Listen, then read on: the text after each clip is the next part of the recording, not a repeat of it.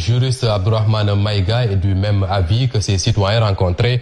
Des sanctions doivent être prises pour tirer au clair cette affaire de dilapidation des deniers publics. Il estime cependant que ce rapport manque de fiabilité aussi bien sur le fond que sur la forme, car il n'aurait pas été signé et le principe du contradictoire n'a pas été respecté. Abdourahmane Maïga, interrogé par Younoussa Baldé.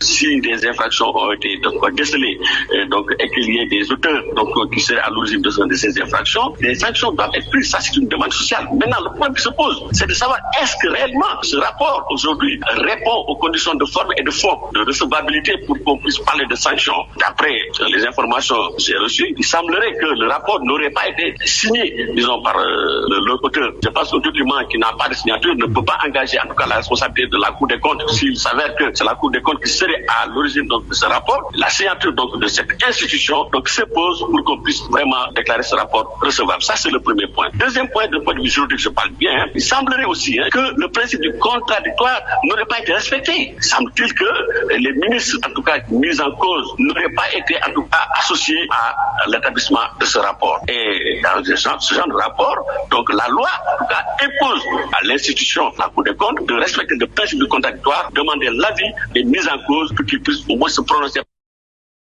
Et toujours sur la publication de ce rapport de la Cour des comptes, beaucoup s'interrogent